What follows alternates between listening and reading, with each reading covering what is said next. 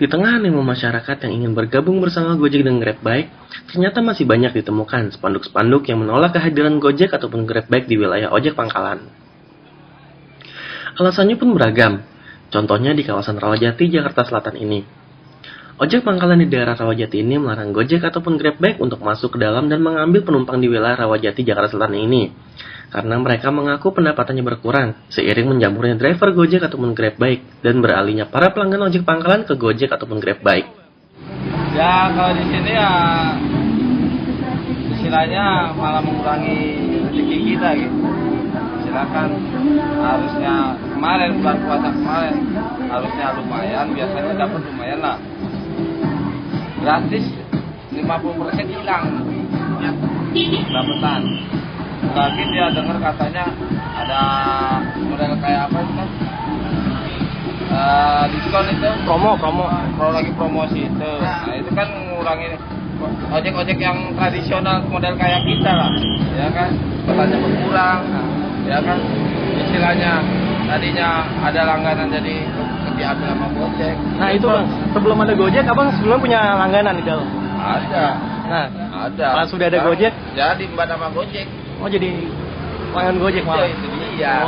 Paling minimum kita nggak nyampe malam ya, kita sore lah itu dari pagi sampai sore ya 80-100 dapat. Semenjak kita narik jauh, kita masalah kita narik jauh terasa rugi kita setelah kita narik jauh.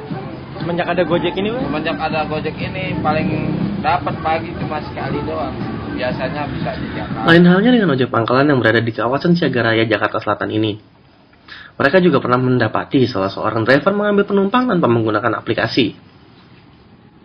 Waktu belum ada Gojek ya dah, tarikan tuh serba ada aja kalau pagi gitu. Ya pokoknya nggak gitu inilah. Terus ada ini masuk Gojek, itu tarikan bener-bener pagi udah sama sekali, ini dari jam 10 sampai sekarang belum narik saya. Iya, sama sekali.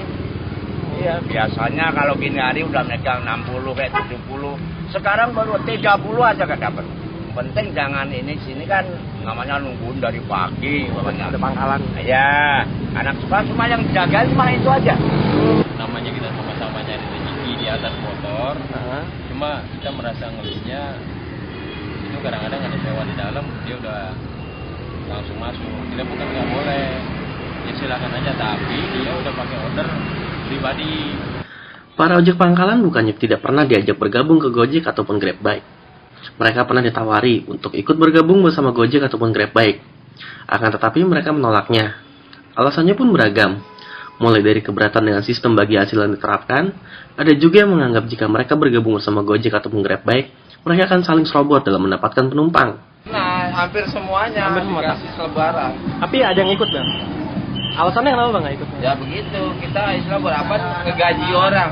Itu kan ngegaji orang. Iya. Ya kan dia punya kantor. Dengan sistem bagi hasil Ya, itu nggak? iya, kita istilah capek muter-muter di Jakarta, kita mau keliling-keliling buat ngasih gaji orang, sama aja. Kita sama aja kayak kerja di pabrik. Maunya kan Gojek santai, nggak ada terikatan. Udah, ada banyak. Berapa kali ngajak kita untuk gabung di Gojek. Nah, tapi kita ini kayaknya bukan nggak mau, bukan nolak. Kita lihat juga Gojek udah banyak gitu. Tinggal di sinilah sama teman-teman gitu. Jadi di samping kita kebersamaan di sini sama teman-teman, kedua juga nggak putus hubungan. Ya, gitu. silaturahmi. Gojek kan, iya kalau kita Gojek, jadi kayaknya di antara teman-teman kita ini kalau kita masuk Gojek merasa asing gitu. Kan malah tambah ini duluan jadinya itu. Nah, di sini kan Pak, ya sistemnya kita Gantian. gantian kayak gini nih. Oh iya. Di sini konten. Jadi habis Bapak narik nanti kan saya terus ini, jadi muter gitu. Oh iya. Hal ini pun membuat driver Gojek ataupun GrabBike harus lebih berhati-hati saat akan mengambil penumpang. Contohnya Eko. Driver Gojek yang baru sebulan bergabung bersama Gojek ini pernah mengalami intimidasi oleh oknum ojek pangkalan saat dirinya sedang mengantarkan order ke lokasi pelanggan Gojek. Ya itu nggak fair lah kalau buat kita ini ya, kita kan cuma ngedrop aja kok nggak boleh. Kalau untuk ngambil customer kita nggak mungkin ke pangkalan begitu, nggak mungkin. Iya, kita juga ngerti lah. Nah, ibaratnya, oh ini banyak pangkalan, terus ada customer yang minta di situ, ya kita nggak mau, kita nggak ambil. Kalau kita banyak saya nggak pernah sih. Kalau saya nggak pernah. Nggak pernah Pak ya? Selalu pakai aplikasi. Pak. Dari Gojek sendiri sebenarnya boleh apa enggak ya Pak? Nggak boleh. Nggak boleh ya? Nggak boleh. Nggak boleh kalau ngambil di area yang banyak pangkalan tanpa aplikasi.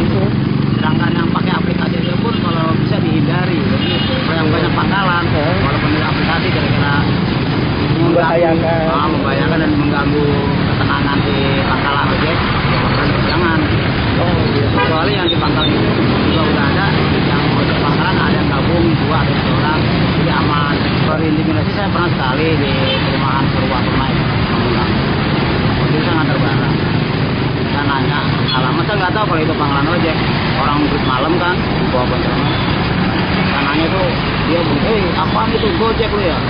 Mainan apaan tuh Gojek? Gitu kan. Minggir lu untuk bugibas lu. Nah, saya kaget, wah ternyata ini Gojek pangkalan aja. Bentuk intimidasinya cuma sekedar omongan doang ya? Baru omongan doang. Nggak sampai tindak. Nah, ya kita langsung, oh, maaf bang, kita sini mau ngantar barang doang bang, jangan sewa. Ada sih yang mau terus, saat ini dia belum gabung juga sih. Tapi udah ada yang niat, tapi 2 orang gitu kan. Sampai saat ini, aduh gimana kok ya? SMS belum balas-balas nih, kita sabar ya. Kan sekarang di sini SMS dulu, nanti dapat balasan kemana kalian. Masyarakat pun menilai tindakan oknum ojek pangkalan yang melarang Gojek ataupun GrabBike yang akan mengambil penumpang di kawasan mereka adalah sikap yang tidak fair. Hanifah Medina contohnya. Mahasiswi ini mengaku lebih memilih naik Gojek karena lebih terjamin keamanannya dan harganya lebih murah ketimbang ojek pangkalan. Lebih prefer ke Gojek sih ya, soalnya kalau Gojek pangkalan tuh kadang harganya mahal, terus kurang aman. Kalau Gojek kan kita safety, kita dapat masker, kita dapat pelindung kepala, pelindung rambut, pokoknya lebih enak dan harganya lebih murah karena lagi promo. Menurut aku sih itu nggak adil ya. Sekarang gini, kalau emang mereka merasa rezeki mereka tertutup, kenapa mereka tidak beralih berprofesi menjadi Gojek? Ya itu kan lebih mengurangi tindak kejahatan daripada mereka harus menggunakan tindak kejahatan kepada Gojek supaya Gojek nggak lewat wilayah mereka, kan itu nggak baik.